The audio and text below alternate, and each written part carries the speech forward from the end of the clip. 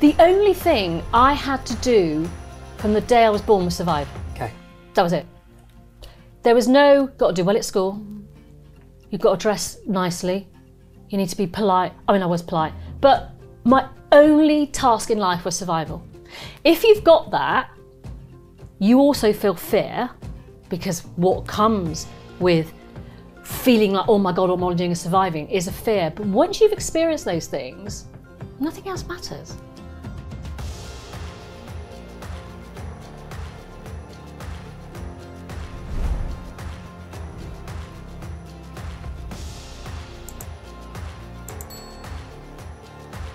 Hi everybody and welcome to FEBE Founder Stories. I'm joined by my lovely friend, my princess.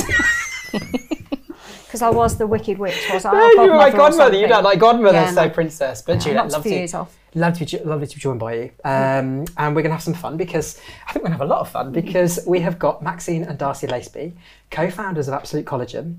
You were in the Sunday Times 100, so one of the fastest growing companies in the UK. Respect. I don't know why I'm doing that, but respect. That is like an incredible number four in the list, I believe. Well, that surprised us, to be honest with you, didn't it? So like your growth has just been like, whoa. Yeah, when we found out we were in the list, I was like, 99's fine, 100's fine.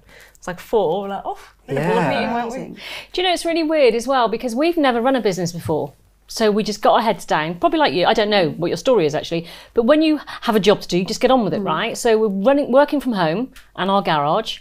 So in between answering emails, packing and whatever, we just got on with the job in hand. And then suddenly everybody started looking at us and we were like, what are they looking at? Like, oh my God, you're Absolute Collagen. We're like, because you don't, you've got no bar, there's no star, that you don't know where you're supposed to be. And I think our success is a huge shock to us, really. More than anybody, I think, don't you? That's so refreshingly honest. I love it. So why did you start the business? How did it come about? You know, like the mother and daughter dynamic. Tell us the story. Give us the kind of picture of how Shall I start you? Yes. Go on. Okay. So I went to uni to do food science, food development. At the same time, my sister was 17. She kind of passed a driving test. You kind of woke up and thought, I've got all this time, what are we going to Hallelujah. do? Nobody needs me anymore. What shall I do? So she was like, I'm going to go to uni too. I'm going to copy Darcy. Luckily, different cities, because I reckon she'd have probably had more fun than me. Oh, I don't know about that. Yeah. But decided to do fine art. And then, as you know, art students, wacky. You've met Maxine for a while and you probably have the same vision. But you decided to do the fine art degree, and halfway into your course, you decided to do a project where you called it Dare to Go Bare, didn't you? Yeah. Like it? Not that bare, don't worry. No, okay. not that bare. It was Dare to Go Bare in the sense of I just wanted to strip myself bare of makeup and hair dye and expose myself in a really raw way. And I wanted to see if, as a woman of a certain age, would I disappear in people's vision? Okay. What it actually made me realise how desperately insecure I was. Right. Going out crazy, right? Going out with no makeup. I used to have long, dark, curly hair. And I turned up one day. This hair, the colour, probably like these chairs, because you know you take the colour out of things, it goes a bit orange. Tattoo, big tattoo, yeah, and a nose piercing. Actually bought a motorbike 2 years before, so I thought that was like the end of the midlife crisis. So, where's the tat? They keep going. Well, I'm having it removed at the moment because it wasn't very good. It says I'm more than just a body. It's cool. And I'm going to get it again because it wasn't done that well. And then my second tattoo was Own Who You Are. But they're notes to self. It's about me. So this whole journey, and I recall being sat on the edge of my bed, and I did this for about 3 or 4 months, this art project, and I just felt desperately insecure. I couldn't look people in the eye. I was like, what the hell's going on? And I remember sat on the edge of my bed, and it's just so weird that we've created a skincare brand, because I used to sit on the edge of my bed every day and I'd go, right, put your Maxine onesie on. And I did not know what the outcome was going to be, because I'd always been daughter, I'd always been mother, I'd always been something for somebody else. And I felt for the first time in my life, I could be completely me. Yeah. And it was both terrifying and empowering at the same time. So Why terrifying, Maxine? What if I found out I didn't like myself? What if I found out I was a fake? Because, and this sounds really bizarre, but as a daughter of a mother that I had to look after, and then as a wife, and then as a parent, I always felt I had to be what we always like to think at the school gates that we are completely the parents that we want to be. In fact, we all conform a little bit because we don't want our children to feel the odd ones out. So I felt like I conformed my whole life and I'd just done. And I didn't know what was going to come at the end, to be honest with you. And it was a really weird thing. I don't think I'd ever been me before. I really don't. So part of this project was I decided to drink bone broth to make myself feel better. Yeah. And well, everyone in America at the time was drinking bone broth. You get quite obsessed with things, don't you? Very. Chocolate, running, all or nothing. Yeah, pretty much. That's why I don't drink, so I would be a raging alcoholic. I'll do it really well. Yeah, so do I. That's why I gave up. We started doing bone broth, didn't you? And literally I'd get home from uni and she'd be like, Darcy, can you go into the garage and peel, with a potato peeler, some pig's trotters or chicken feet and all of this? And it was pretty good. As you do. Yeah. But you were eating it and it's like the stock, you know, after a Sunday lunch, and you've got that jelly and you can mix it in water, like Bovril. It tasted like Bovril. It wasn't horrible, was it? But you kind of got your confidence back. I just had this amazing sense of well-being. Yeah. And the reason we work is because I'm that foot to the accelerator type of gal. And Darcy, poor Darcy, her whole life has had to come round with a dustpan and brush. What the hell's she doing now? Bloody hell. And I think that's why the business has worked. We have a really good relationship. We do, and you can tell straight away. But it's not like, I don't think it's like mummy-daughter kind of. Really close mates, aren't you? Yeah, but we can be hard on each other. We can tell each other as it is as well. I think we've got a lot of respect for one another. Yeah. And trust. Trust which is so important. That's really important. Yeah. And so, we're making up this bone broth, and the best form of bone broth I could get at that time, so this was back in 2016, early 15, was from pig's trotters and chicken feet. And so my friends were like, what are you doing? Because you look, I know you stripped yourself bare omega, something going on, you look quite fresh. I said, I reckon it's bone broth. So I was cooking up for them. And I literally, our house, we were like collagen dealers. Honestly, we had to hide behind the door if we ran out. It was like, oh my God, this is scary. And then it became really hard work. And Darcy was doing a food degree, which was, I'm a great... The synergies are crazy between them. I'm a great believer in energy, and I think if you're a good person, I know it sounds very romantic, but I think if you're good, and I think if you turn up for the right reasons, things come back, and I really truly believe that. And so there was no connection of collagen when Darcy and I went to uni. Darcy was doing food science, so she could make sure we didn't kill people, right? So it was perfect. So you did quite a lot of work on the product at university. It was very bizarre. Yeah. But then we had a product, and I remember we turned on the website, didn't we? So it was me, you, and a guy called Brad. So I did sort of ops, I guess. You kind of more of the marketing and a bit everywhere, really. And Brad on the tech and systems. Turned the website on in December 17, and nothing happened. Nothing happened. Well, no one came to it. We didn't do any marketing. We forgot about that. But actually, let me take you back a tiny bit. So creating the formula was really, really hard. But I believe, this is what founders are really good at, is if we've got a job to do, we just get on with it, right? So we want to get there. And I do believe this is probably part of dyslexia, ADHD, the way of wacky thinking. So if we've got to get there, we will find a way to get there. And I don't know if that's a mother trait. I don't know if it's a founder trait. I don't know what it is. So we were always thinking outside the box. So if you've got 8 grams of, so we actually worked out that marine collagen was far superior than bovine and pork. So it was marine collagen what we were going to use. So we actually bought it in powder. What's the difference between marine? Fish. Fish. Quite obvious, isn't it? Yeah, it's incredibly sustainable. So it's actually a byproduct. So it's a byproduct of fish heading for human consumption. So sustainability was really important to us as well. Yeah. And so we didn't want to put loads of water in it to make it, because that has its own carbon footprint, shipping all that around. So we really did look at it quite intently at the beginning. So if you've got 8 grams of 8 grams of white powder, seriously, and then you mix a tiny bit of water in it, it just gloops. So the Greek word for collagen is kola, which means glue. And essentially that's what collagen is inside of you. Yeah, so it just gloops like this. Right. Together. Anyway, so we'd been through lots of blenders and had fun in our kitchen. We'd found a way to blend it. And there was 2 things we had to do that I believe only somebody that thinks outside the box could have done. And then We went to a blender who'd been blending for some really big people for 25 years, and he said to me, I'm sorry to be rude, but this is a stupid formula, it will not blend. And I said, you're quite right, I agree, but this is what you do.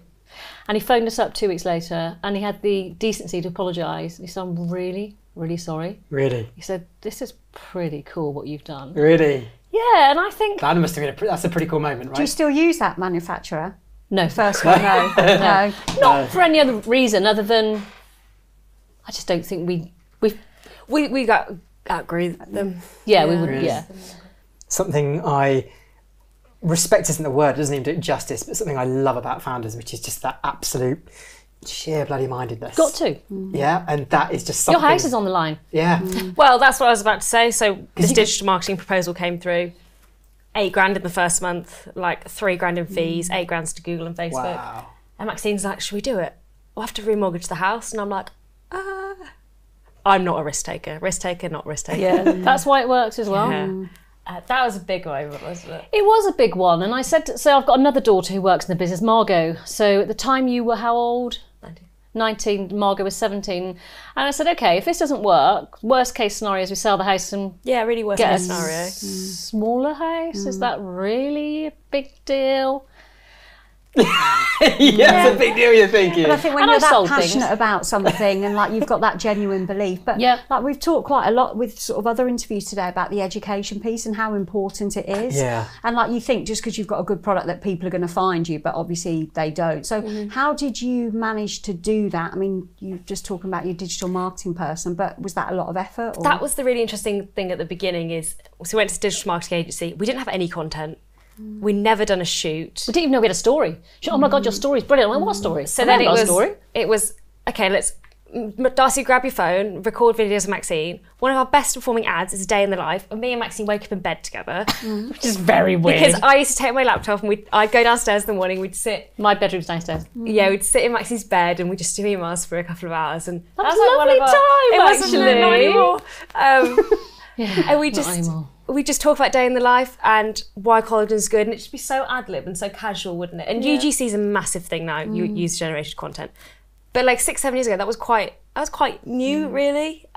So we then started reaching out to customers and asking them, talk about your experience, what was it like, document it, how did it work for you? And those are some of our best performing ads as well.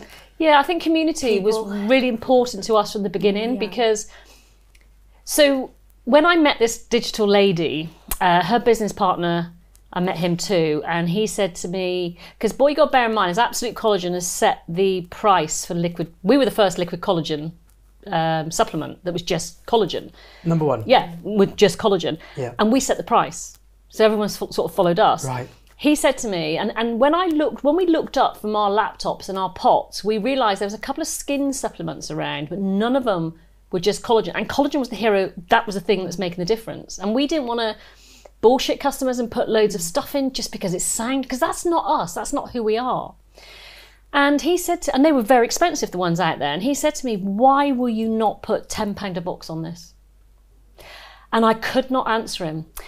Anyway, I went away and I spent a couple of weeks thinking, why is it I cannot? Because I could sell it for each box at £10 more, but why is it we can't? And I just had this realisation that I recall being that 7-year-old little girl walking around all the shops, and my beautiful mother, who was a single parent, alcoholic, had nothing. And I remember thinking, why can she not afford that lipstick that the other mother can? And that's always stayed with us. That's really important to who we are. And is that what drove you? Is drove a word? Yeah. Drives Drove's a good you. day. A good word. That sort of that you didn't want to repeat that situation, or I she'd think- been your sort of force behind. I think for me, my drive came from, I know what it's like to have nothing, and I mean nothing, like nothing. And I know what it's like to be scared as a little girl, thinking, we got nothing to eat, oh my God, and that never ever leaves you. And then I divorced my husband, and I had a really, really nice life with my ex-husband. We just wanted different things from life. I never, ever wanted my girls, and it's ironic because they're never going to have no food, right? But that's what drove me. I never, ever wanted them to have to ask anybody for anything. I wanted them, if they choose to ask, That's fine. And I think what drives you? What's your drive? Because mine, I think, is probably slightly different. I think they're driven by negative experiences or positive largely, aren't they? Mine is always, I doubt myself, don't I? Like a lot. And I'm always like, okay, you can prove that to yourself that you can do something. And that's what kind of drives me and gets me out of bed. But I think we had a product that, it was so incredible. It was genuinely changing people's lives when we spoke to people about it. And we knew we wanted to get to as many people as possible. So whilst there is the drive for security, safety, etc., for me it was always, we have this product, it's great, like how can we build this brand and how can we make this brand last? I don't want to look back, fast forward 10 years, 20 years and Absolute Collagen and not be here because it's just like a quick buck or whatever. That would genuinely upset me. Like, I just want to build a brand to be proud of. That's what Can I just tap into that thing you said about doubt? Yeah. Because, like, I'm someone who's crippled with self-doubt. Doubt is a big thing for me. And, it's very reassuring to hear someone who's been part of building such a great business has the same thing. How do you turn that doubt into a superpower? Is it something that every single day you have to get you? I mean, how do you conquer the doubt? So at the beginning, I'd really struggle because I'd be quite young. And like you said, when you and my dad got divorced, I was 12. You were crazy doing things, building houses or whatever it was, I don't know. And there'd be like no food in the house because you're not very, what's the word? Well, we'd sit down in the morning and we'd have breakfast Margot's obsessed with food. She wakes up hungry and we'd have this whole conversation about what we want for dinner. And I think, God, we're only just having breakfast. I'm not a foodie. I eat because you have to. I don't get romantic all that. Anyway, so they have this big decision about what they wanted for dinner. So the poor buggers would come home from school and not only would there be no dinner, there'd be no food in the house because I was building a house. Yeah. So I kind of took over I was thinking like dad, father figure? Yeah, definitely. In like a weird way. Yeah, 100% actually. Yeah, so I've always been quite like mature, but at the beginning of AC I'd get, you have authority to make this decision, like blah, blah, blah. And I'd get that a lot, wouldn't I? And I'd go into meetings and I had one about a year ago, like, sorry, you the marketing exec. And I'd just be like, yeah, it doesn't bother me now. So you go with it? Oh yeah. Now I don't care about it at all. Like, I think I've realised it's a me problem. Other people don't really care. They don't give a crap. Okay. That's good. I think that's a really good realisation, actually. I think that's quite a mature realisation. That was so we took investment in 2020. But you never doubted your product, did you? And That's you had the that thing. genuine belief. So I can talk about our product, exactly. Yeah, with such confidence in front of as many people as possible. But if you go, I'll talk about your story, I'll be like, Okay. And I think that's why it works as well, because Darcy sort of says we're an emotional brand led by science. So I'm the emotion, she's the science. I mean, she's very emotional as well, but Darcy likes to make sure the T's are are crossed and the I's, and we don't kill anybody, because obviously it's a food product, yeah? I think for me, everybody doubted me my whole life, but I've never doubted myself. I like that. Quietly, though. Quietly. Very, very quietly. The way you've gone around it has been I've been very... That's what I like. If we look back at like the early suppliers that we went to, and a lot of them were just fob you off. Some 20-year-old and 50-year-old woman that no business experience, you know. We created a product in a market that didn't exist. And we're working from our house. Yeah, and shipping stuff from our garage. No it's shit, weird. no one's going to believe in us, right? Yeah. But the people that did believe in us, the people we're still with now. Yeah. Really? Yeah. Aside from that blender. But they are genuinely, like, we have some awesome partners, and they've grown with us and we've grown with them. And it's been lovely seeing their journey as well. And just coming to you said you came from, when you were growing up, you said we had nothing, right? So many unbelievably successful entrepreneurs, founders come from that background. Me listening to that, I'm thinking, but does that not, and you were saying at the beginning, therefore, that your risk appetite is you don't worry about risk. Why is that, when surely would you worry about going back to that? How is it you're able to get rid of that fear when you've experienced it, if that makes sense? Yeah, do you know, it's really funny, because I've thought about this a lot, actually, and the only thing I had to do from the day I was born was survive. Okay. That was it. There was no, got to do well at school, you've got to dress nicely, you need to be polite. I mean, I was polite, but my only task in life was survival. If you've got that, you also feel fear, because what comes with feeling like, oh my God, all I'm doing is surviving, is a fear. But once you've experienced those things, nothing else matters. So I cope with fear really, really well because it's a feeling I'm absolutely used to. Yeah. Yeah, just do it. You know, and I suppose you get to a point where you stand on the edge of something for so long. And, you know, when I say about putting that onesie on, you know, I stood on the edge of whatever it was for so long going, just jump. Yeah. If you don't do this, you're never going to fly. Turning up as you is quite scary when nobody's ever believed in you. No matter how much you believe in yourself, if nobody believes in you, you're going to doubt yourself a little bit, or you're fighting constantly. And as a child, I've always felt like if I picture myself as a child, it was me against the world like this. Right, come on, who's going to have it? Yeah. Seriously. I can be a bit like that now, actually. Yeah. And that almost creates a shield. It creates a persona. Yeah. Yeah. And then all of a sudden you're like, I'm done with that persona, that shield. Yeah. And it's now time to embrace me. Yeah. And I think a lot of women go through that. I really do. And, you know, I'm a patron of the Prince's Trust, and, you know, we do a lot of work with the Prince's Trust. And the one thing I always say is turn up as you. You are your biggest asset, regardless of what that looks like, because you'll be attracted to a different brand because of your makeup, and you'll be attracted to a different brand because of your makeup. So be you, be authentic. And I think the thing we found quite frustrating throughout, well, certainly I did, and I know we've discussed this, throughout our journey, is neither of us spoke the language of business, commerce or finance. And we had a product that didn't exist, and nobody believed in us, you know. And I can understand why they wouldn't believe in us, which is why we self-funded, because I don't think anybody would have lent us any money, would they? Nope.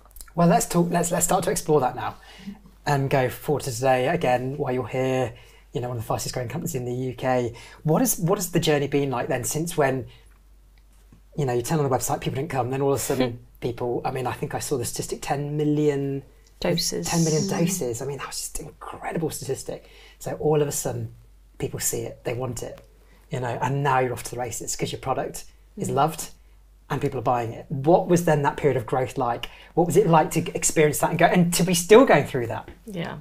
I remember we switched on marketing, didn't we? December 17. I think we did 3,000 in that first month, which is a lot. How did that feel?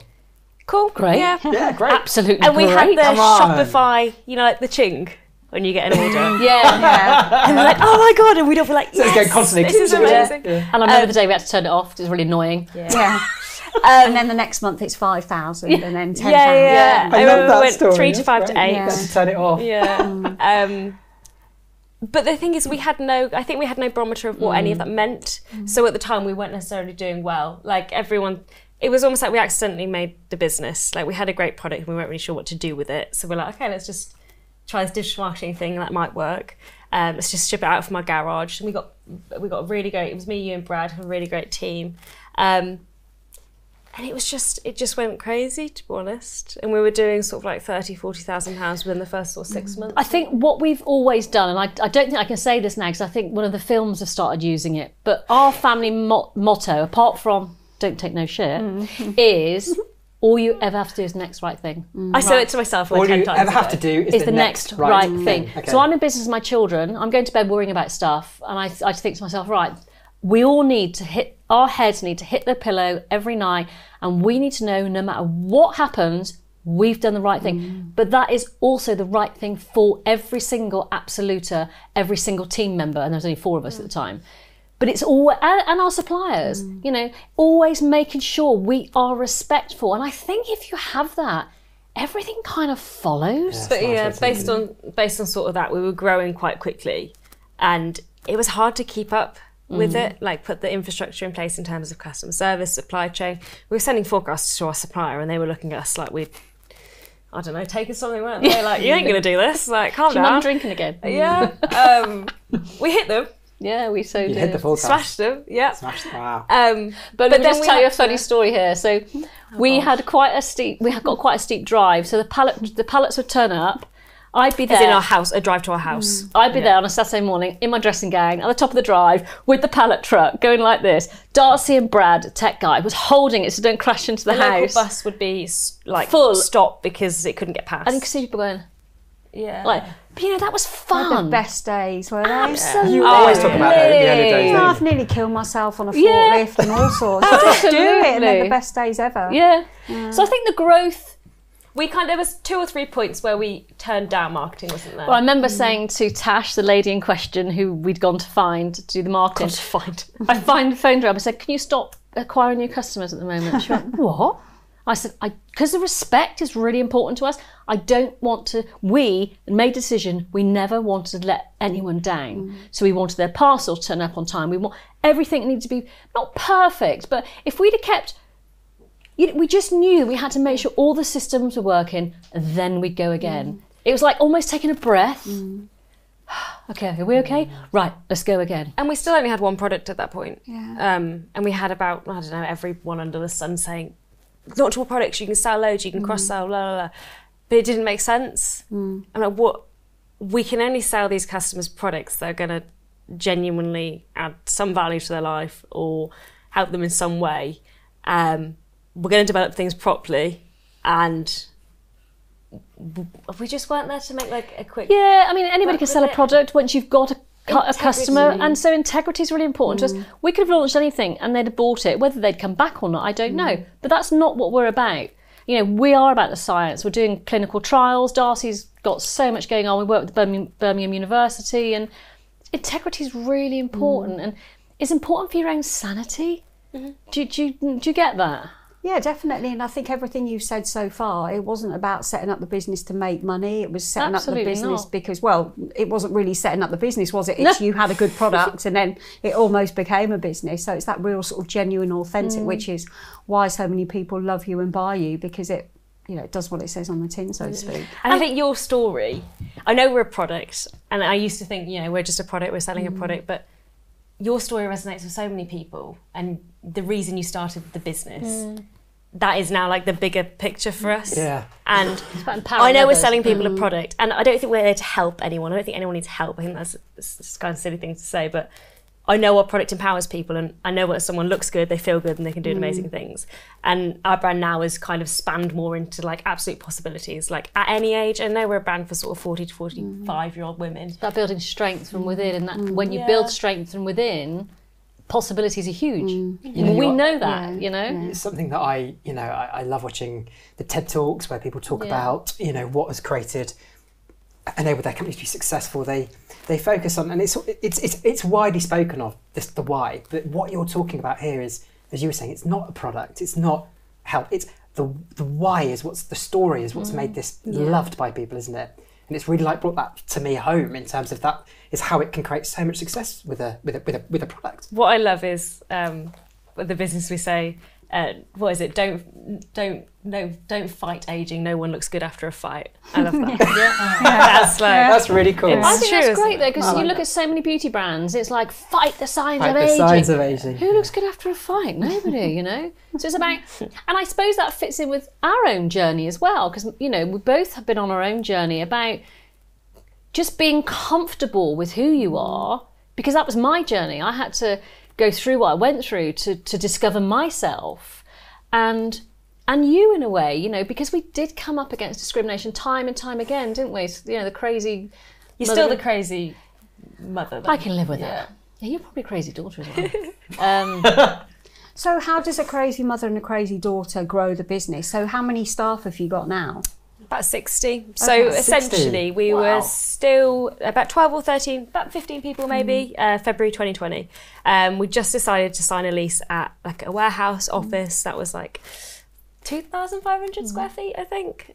So we're building an office there and had 6 desks. I was like, that's loads of desks. We're going to, never fill that. And we're still growing, and we sat down one day and it was me, Mum, Brad, still kind of running the business alongside my partner, and then a couple of customer service fulfillment guys, still using the same digital marketing agency. And we sat down and thought, we're growing, there's 15 people out there. If it's respectful to the team, we've never done this before. Like, yeah, we could probably carry it on, but they've got security in they need security in their families, etc., in their jobs. If we're going to take this to the next level, we need the right team in place to do so, hence looking for investment. So the investment was never about money. It was about what is our skill set, So we talk about Brad. Brad was a tech. I hate saying Brad's a tech guy because he was more than that. But he was the tech. Darcy was ops. Yeah. And I was whatever. But we just thought, we needed expertise. Very arrogantly, we were cash generative. We weren't poor because we'd never taken the money out of the bank. This is quite naive, I suppose. When our kind of the guys that helped us with the investment, they were like, "Wait, you guys have never paid yourself a bonus? Like, never done that?" We were like, "What? We can take the money out." Because it's never our money.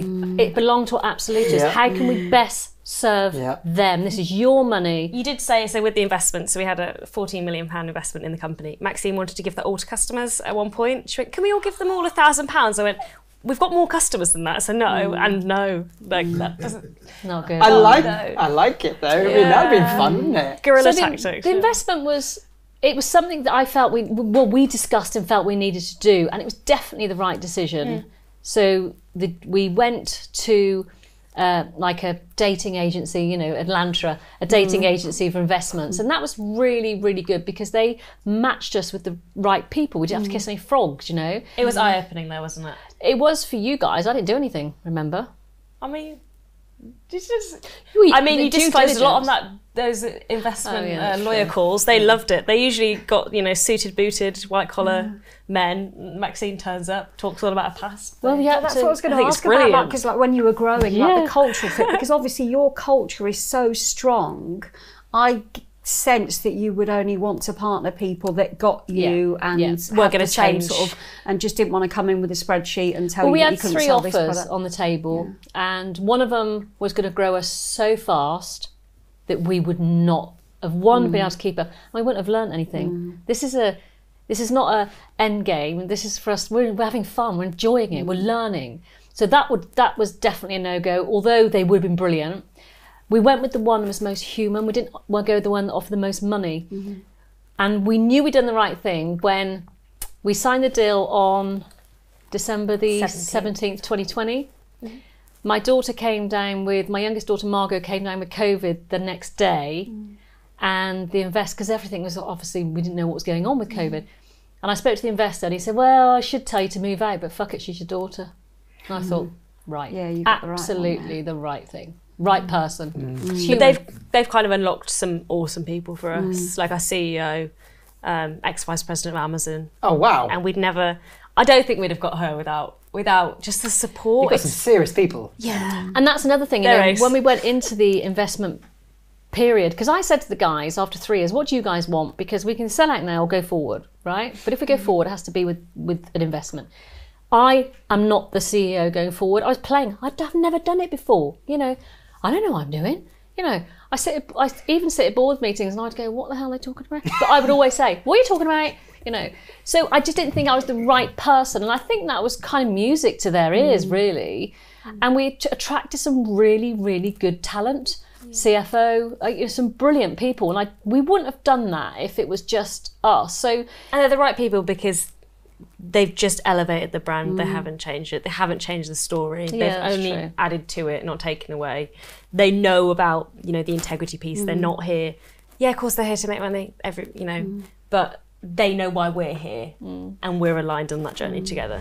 Obviously, it's a food product, so people ingest it, so you need to have that trust. How careful do you have to be with claims on product packaging? Yeah, we're quite visible now in terms of we're the market leaders, so we have to do things right. We want to do things right anyway, but if we say something wrong, it's going to get a complaint. Someone's going to see it. There's a really fine line between beauty and medical claims. So your medical claims would be acne or rosacea or something internally. Your beauty claims would be wrinkles or how the skin looks and how you feel. We don't need to sell the medical side of our product anyway. The women that are coming to us, your collagen declines. We have a really great story. Your collagen declines, you hit menopause, that decline curve becomes even steeper. Yeah. And your collagen kind of degrades faster. Once you explain that to customers, it's like a pin drop in their head and it all makes sense. Absolute collagen is about feeling anyway, more than, looking, etc. So we don't say anything we shouldn't say, but we don't need to, I don't think. we played definitely by the rules. It's like Darcy says, it's a very thin line. There's lots of other brands that don't that are really naughty, but that's not our problem really. We launched a TV ad last year. I'm not sure if you've seen it, and I read about that. Your first TV ad. it's pretty cool. And we had to be careful in that. We were the first beauty supplement pretty much. There was one that went on before, but it got taken down within like a few days. Oh, really? Yeah. Because they just overstepped the mark and made claims that... Yeah. Clear Class. Well, they were actually okay claims, but Clear Class, the kind of board that regulates it, were just like, let's just can it. There's no point. But that did really well. And we talked about feeling, and we used customer stories. We actually used real customers in that. And this was 3 weeks before we were going to shoot. I sat there with our marketing creative guys and the agency, and they were like, okay, models are going to look like this. And we're like, well, no, we're not using models, we're using customers. And they were like, Darcy, we've got 3 weeks. I'm like, oh, we'll find you these. And you did. And we did. And it was amazing. Determination there, Darcy. Absolutely amazing. Yeah. But collagen's a nascent category, isn't it? You always, Yeah, like every month, like I said, data are really important to us. We do, big surveys on just general representative of the population, find out what they know about collagen. Is that growing? Are we growing it? We know that when we push our ads, the collagen category grows. So it's about growing the category whilst growing Absolute Collagen. Like that's our aim at the moment, really. Yeah. Do you see new brands coming in as almost competition, or do you welcome them for growing the sort of market? I like that. Yeah, I don't believe in competition. I think we can all empower one another. That's a great way to look at it. I think we're all in it together. I don't often right? hear that. No, but I think we are. We need to be, as long as everybody's respectful to each other and to the consumer, then we'll be okay. Yeah. We need to grow the category. Yeah, and we are responsible for growing the category. We actually had one competitor. You talk about copy and paste. They literally copy and paste, and our phone numbers on the back of their box. On their Get box. out. Schoolboy error. Yeah. I go through FAQs sometimes on competitors, and it will say Absolute Collagen. And I'm Absolute like, Collagen, oh, we you do can have this. that one. Yeah. It's like when you get a CV from someone and they say, dear so-and-so brand, and it's not your brand, and you know they've copied and pasted. It's like, But check again, it. we could have been we could take them to court, but what's the point? There's about We sent them a 40, really polite letter. Yeah. about 40 or 50 competitors now. And collagen spans liquid, tablets, powder, like loads of forms. Protein powder's now made of collagen. A lot of the protein bars, have collagen in them. Like it's a massive category now. I mean, I guess being the market leader, we now get people sort of bidding on Absolute Collagen, but they have this chart. Don't buy Absolute Collagen but you just got to go with it, right? If we spent all our energy worrying about everybody else, we wouldn't get our day jobs done. Yeah. But Because you're too busy focusing on your customer. You just do you. Don't worry about your competitor. darling, all the time. Can we do that as a hashtag? I like that. Do you, darling? Do you, darling? Do you, darling? It's going to be a next darling. tattoo. That's going to be my next sign off. Maxine, I've got a dodgy tattoo. Yours are lovely, but mine's actually proper dodgy. This is my wife's initials. So after 3 months with her, after a few too many glasses of wine, I told her I loved her, and she said, "Prove it." I wasn't expecting that. She said, "Long going to get a tattoo then." She went, "Go on then." So it's a good job that's worked out, isn't it? Because that could have been. Well, I always said eventually it would just be a line, and then I'll go and Just cover it up. Do you know? It's like they're just for me. They're notes to self. It's just I'm more than just a body. Own who you are. But it's. I think if I was your age now, I'd have sleeves. I love tattoos. Do it now. She's got a matching one with my little sister as well. We've got matching tattoos. Me and Margot. Listen, it has been so awesome listening to you. There's two things that are really sticking out for me. Number one is just you have. Is it fair to say you have an obsession for your customers? Absolutely. I mean, the fact you're saying don't worry about competition. It's just you only focus on. They're the reason we're sat here. It's just the only reason we're sat here. That for me is just screaming out. The second beautiful, glorious thing, which I think we can all really take to heart, is just be proud of you. As you say, do you, darling? Yeah. But I think it's brilliant. Just don't worry about trying to be anything that you're not, because it's exhausting. It's not good for your mental health. No. And actually, that's how you stand out when you start just being confident in terms of just letting it go, right?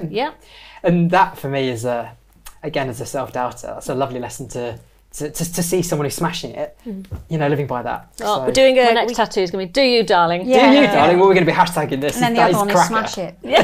Smash it. We're doing an internal campaign at the moment, and one of the girls at work, Gemma, she was like, I want to be kind of forefront in this. And so she's basically literally put the rawest photos of her she's got 2 young kids, crying, Oh, yeah. COVID. And she put them on the big screen, didn't she? Didn't she? Yeah, and we went through it, and I'm like, that's what you've enabled people to do. Yeah. And to stand up Yes.